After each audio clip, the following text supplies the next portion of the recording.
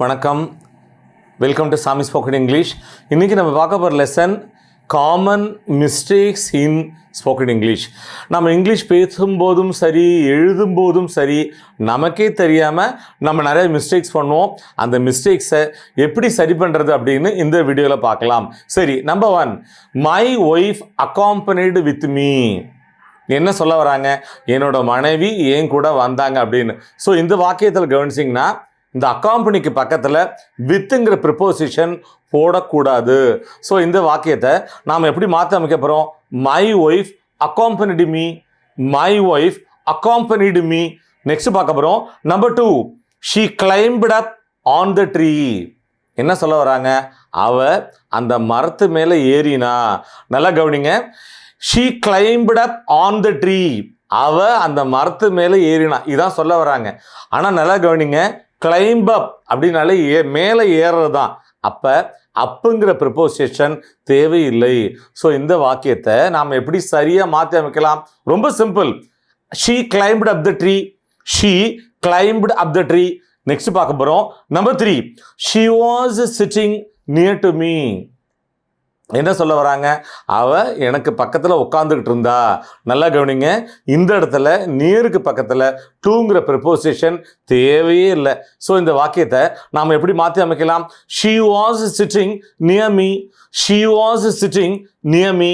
Next பார்க்க போகிறோம். Number 4, the MD signed in the documents. என்ன சொல்ல வராங்க? MD வந்து டாக்குமெண்ட்ஸில் கையொப்பமிட்டார் அப்படின்னு. ஆனால் நல்லா கவனிங்க, சைனுக்கு பக்கத்தில் இன்கிற ப்ரெப்போசிஷன் தேவையே இல்லைங்க. ஸோ இந்த வாக்கியத்தை நாம் எப்படி மாற்றி அமைக்க போகிறோம்? the MD signed the documents, the MD signed the documents. Next பார்க்க போகிறோம். my relatives helped to me. என்ன சொல்ல வராங்க? என்னுடைய உறவுக்காரங்க, சொந்தக்காரங்க எனக்கு உதவி பண்ணாங்க. இந்த வாக்கியத்தில் ஹெல்ப்புக்கு பக்கத்தில் டூங்கிற ப்ரிப்போசிஷன் போடவே கூடாது. ஆனால் நம்மில் பல பேர் இந்த ஹெல்ப்பு போட்ட உடனேயே மறக்காமல் டூ போட்டுருவோம். அது போடவே கூடாது. ஸோ இந்த வாக்கியத்தை நாம் எப்படி மாற்ற அமைக்க போகிறோம்? என்னுடைய உறவினர்கள் எனக்கு உதவி செய்தார்கள். My relatives helped me, my relatives helped me. Next பார்க்க போகிறோம். You must quit from this place. என்ன சொல்ல வரோம்? நீ இந்த இடத்துலேருந்து உடனடியாக அகன்று போகணும், விலகி போகணும், தள்ளி போகணும். ஸோ இந்த இடத்துலையும் குவிட்டுக்கு பக்கத்தில் ஃப்ரம்ங்கிற ப்ரிப்போசிஷன் தேவையே இல்லை. ஸோ இந்த வாக்கியத்தை நாம் எப்படி மாற்றி அமைக்கலாம்? You must quit this place, you must quit this place. Next பார்க்க போகிறோம். He explained about the matter. என்ன சொல்ல வராங்க? அந்த விஷயத்தை அவர் விளக்கினாரு. கவனிச்சிங்களா?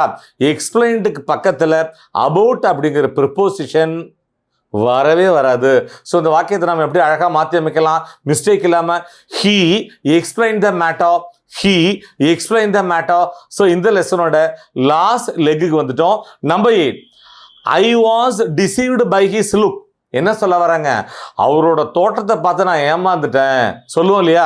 சரி, அவர் வந்து அப்படி இருந்தாருங்க பார்க்கறதுக்கு, அவர் ஒரு ஏமாத்துற ஆள் மாதிரி எனக்கு தெரியல, அதனால அவர் நான் நம்பினேன்.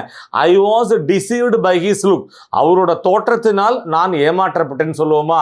ஆனால் இந்த இடத்துல லுக்கை வந்து சிங்குலரில் போடக்கூடாது, மாறாக பன்மையில் ப்ளூரலில் தான் போடணும். ஸோ இந்த வாக்கியத்தை நம்ம எப்படி மாற்ற அமைக்க போகிறோம்?